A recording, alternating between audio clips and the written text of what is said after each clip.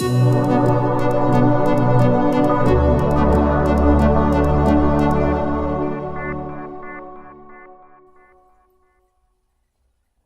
everyone, come on in, have a seat. We saved a spot for you. This is Boards and Chords, and I'm Jonathan, and this is The Resistance, today's game. Secret identities, deception, and deduction. This is the fascination and intrigue of the dystopian universe in the Resistance board game. In this social deduction game, 5 to 10 players take on the randomly assigned roles of determined agents infiltrating the resistance, or loyal spies of the oppressive government infiltrating and posing as agents, attempting to thwart the loyalist work. Once the roles are assigned, the spies are allowed to know who the other spies are, and thus know who the loyal agents are as well. Then the game truly begins.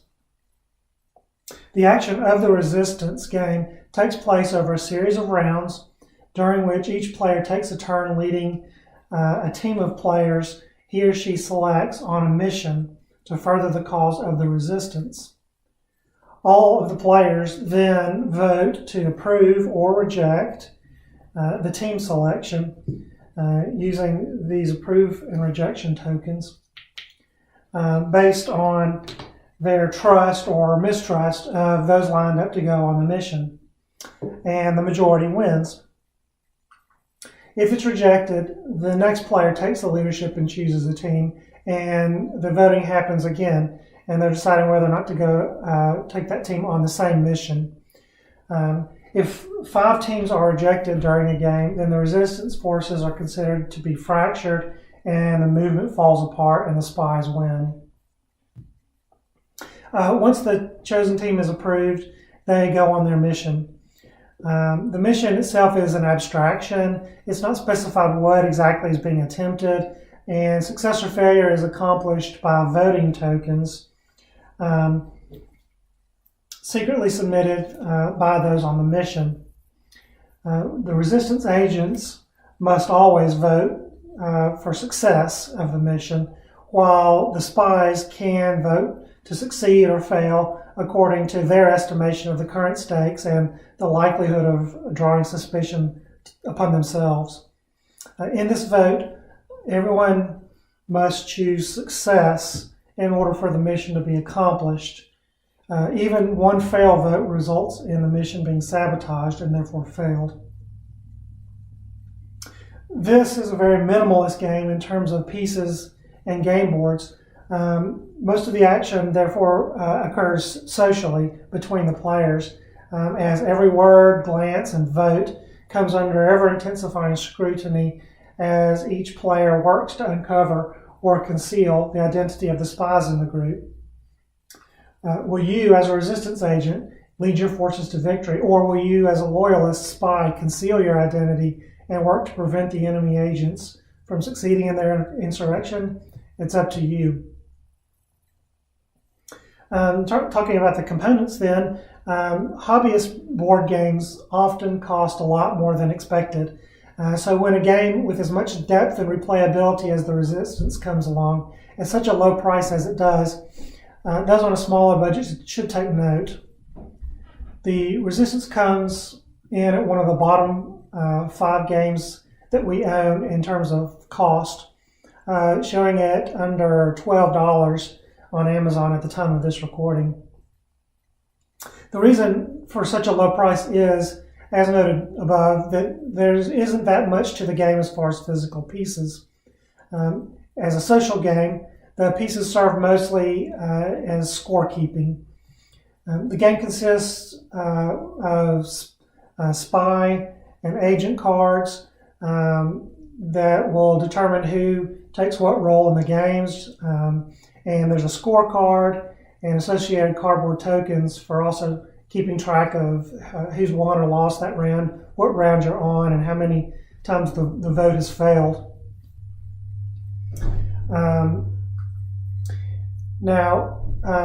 There's also a rule book and the leader token and also the team tokens. These different gun tokens indicate who's going to be on the team.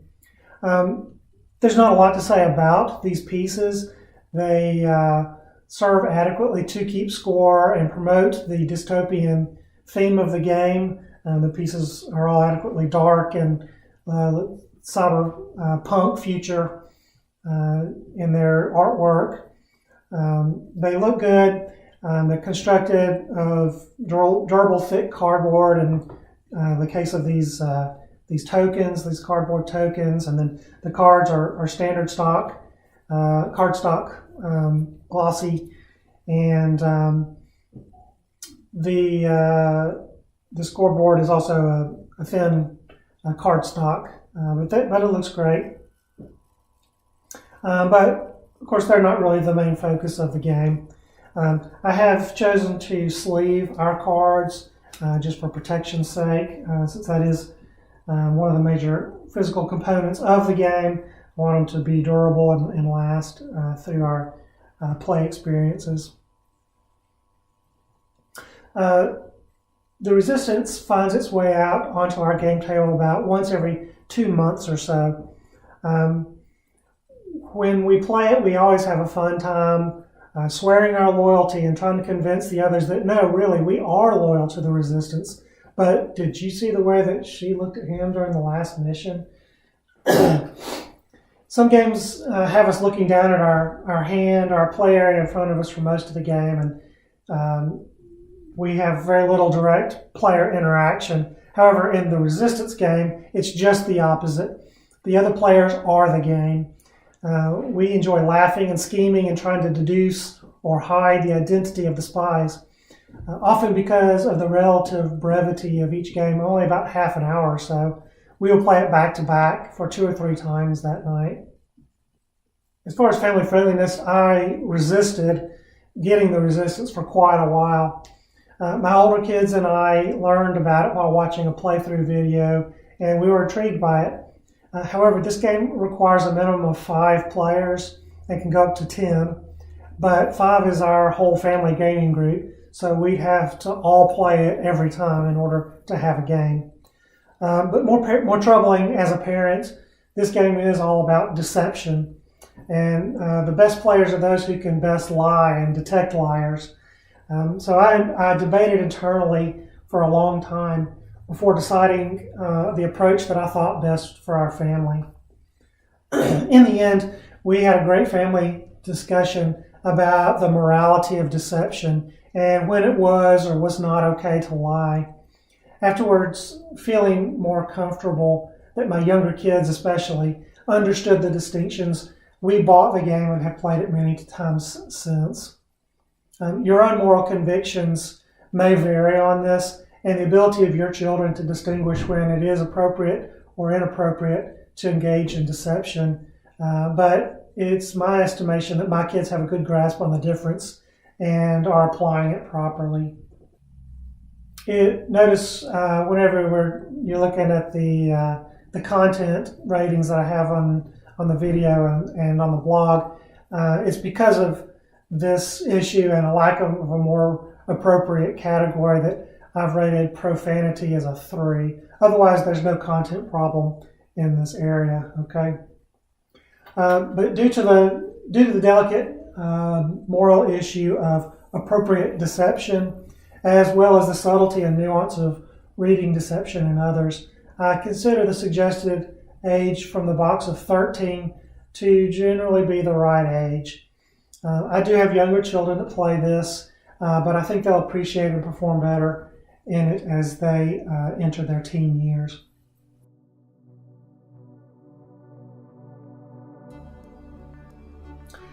All right, because this is a social deduction sort of game, I don't really have much in the way of strategy tips for you. You can look online and find some incredible probability workups of when you should take who on the trip, but I don't want to get into all that with you here. So let me just talk about what I enjoy about this game. One is it's really fun to play in a group. So this would make a good party game. to play with a number of people. Like I said, you can play between 5 and 10 people in the game.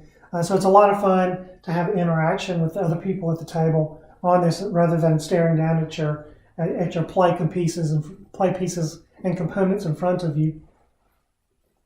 The other parts that I like about it is that it is a quick game, and so that can lead up to playing a different game, kind of a warm-up game for something else. And honestly, I really like that it opened the door for the discussion with my kids on the morality of deception. Now, there might have been other times that we could have talked about it, but having that opportunity presented itself so neatly by this game, I really appreciated having that opportunity. All right, well, that's going to wrap it up for our talk on the resistance, and I hope you enjoyed it. Please join us again next time as we talk about another board game. Thank you and goodbye. Thanks for joining us on Boards and Chords. Connect with us on Facebook, Twitter, YouTube, or at our website at boardsandchords.com. We'll see you at the table.